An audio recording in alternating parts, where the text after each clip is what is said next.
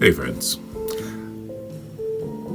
we need tea. I can't believe I'm starting this without tea. What is wrong with me? Where are my manners?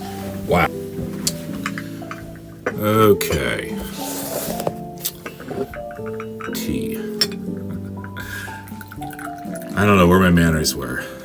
Anyway, well, please remember at some point today, this is for you, English breakfast. Remember at some point today to get up, to stretch a little bit, to drink some water, to take your meds if that applies to you, to eat something if you can.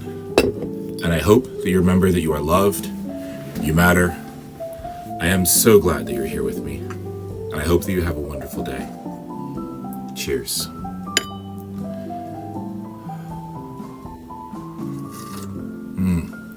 It's good, it's good. So every now and then, I have had people ask me, hey, Eric, you're autistic, you have ADHD, you deal with depression, you struggle with thoughts of clocking out early from the business of life, we'll just say it that way. You have lupus, you have issues with your back, you have your pain all the time. How do you still work, write, make videos, post almost every day? Like, how do you keep going with all of this happening? And one of the things is I have a process for dealing with setbacks or days when things are just worse than normal. For example, I got maybe 2 to 3 hours of sleep last night. I really need about 6 to feel good, but I just couldn't sleep. I just gave up and got up and went downstairs and read a book. But I do have a process for dealing with setbacks or when things just aren't working well, or when there's a sudden imposition or whatever. Anyway, so I have how many steps is this again? I have a 6-step process. I am not recommending this process to you because everybody's different. I don't know your neurotype. I don't know your background. I don't know your history. So I recommend you talk with a professional. But I'm going to share my 6-step process for dealing with setbacks, the unexpected, those things that knock us off our feet. All right, step number 1 is throw a pity party. I know. All those people who are in love with the stoic YouTube videos have probably already signed off as soon as I said that. Like, oh my goodness, what garbage. Go touch grass, quit being a baby. Hey, I'm being real. I throw a pity party because we're humans. We have emotions. We have emotional responses to things. And not to acknowledge those emotions is just to shove them down, or it's not healthy. So I throw a pity party. I sit with my feelings for a while. I feel sorry for myself. I do a little woe is me, why me nonsense. But like every good children's birthday party especially, there is an end time. The pity party is not meant to last forever. It really shouldn't last more than a few minutes or a few hours. It depends on the severity of the incident, right? But it has to end. And to end the pity party, I go into step 2, SelfCompassion. So first I just felt sorry for myself. Now I'm just acknowledging, yes, it is tough to not get enough sleep. It must be so frustrating to not be able to rest. That is a difficult thing. That is a valid thing to be frustrated about. I'm not the only person in the world who struggles with insomnia or not being able to stay asleep. That is difficult. And yes, there are things you can take to help you sleep, and I do take them. Sometimes it doesn't matter what I take, it doesn't work. It's just how it is sometimes.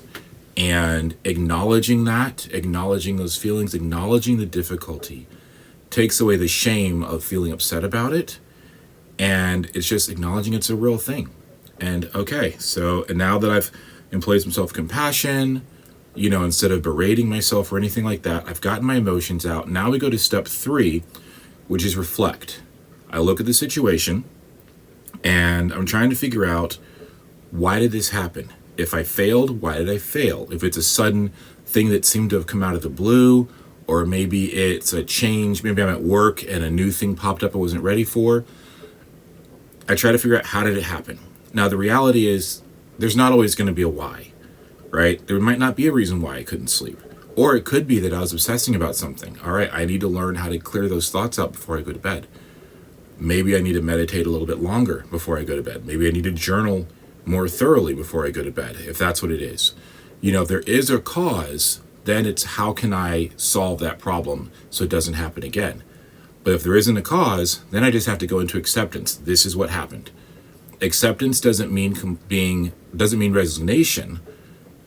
Acceptance simply means I'm accepting the reality that happened.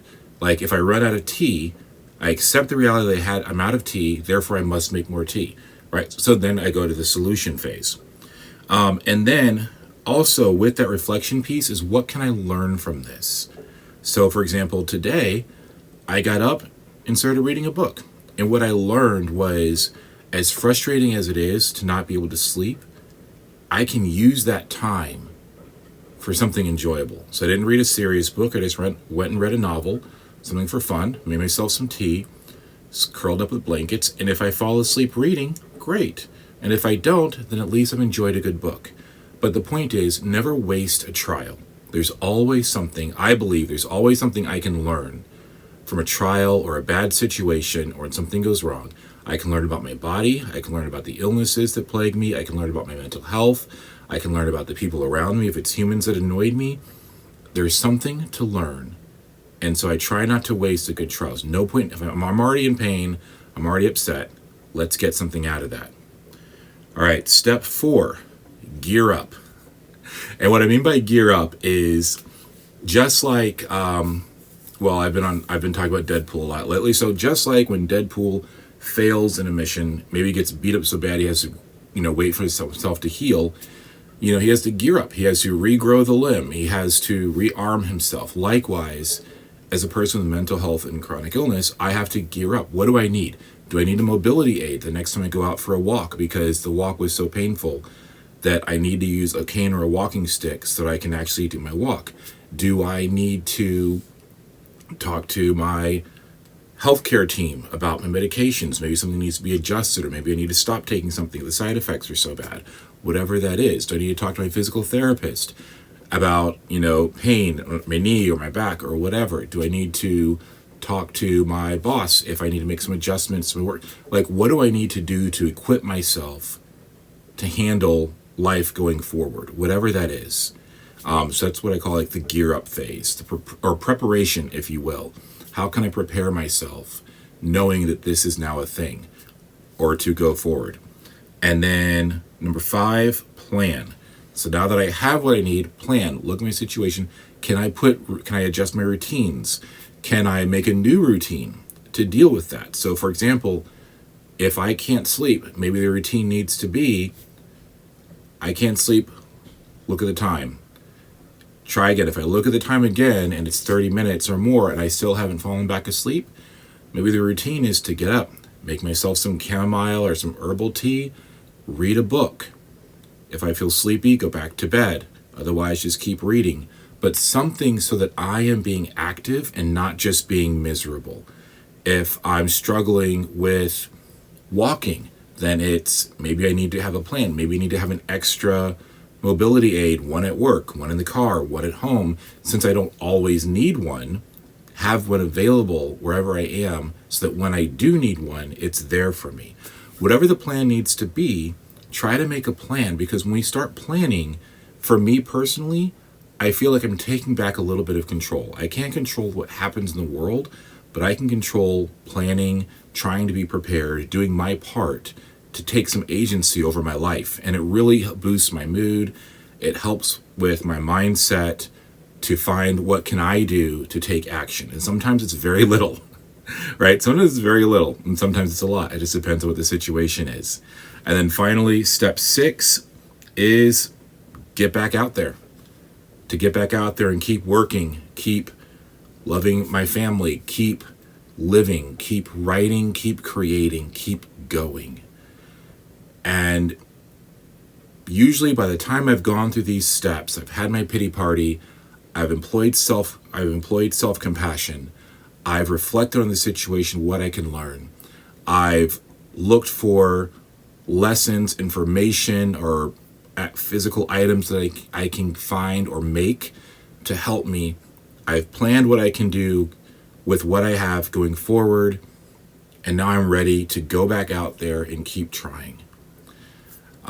Anyway, so those are my steps. Throw the pity party, self-compassion, reflect, gear up, or equip myself, plan, and then get back out there. And it's not always so quick like that, right? Sometimes that 6-step plan takes a few weeks. Sometimes it's taken a few months. Sometimes it happens within an hour. It depends on what it is that I'm dealing with. So how about you? What do you do when you encounter setbacks and roadblocks, especially when you're dealing with mental health, neurodiversity, chronic illness, trauma, whatever it is in your life that you are always dealing with every day? What do you do with those setbacks? How do you recover? Do you have a way to do so? And was this helpful? Please let me know. I can try to reflect on other things I do to break them down into steps, to share them with you if this sort of thing is helpful for you.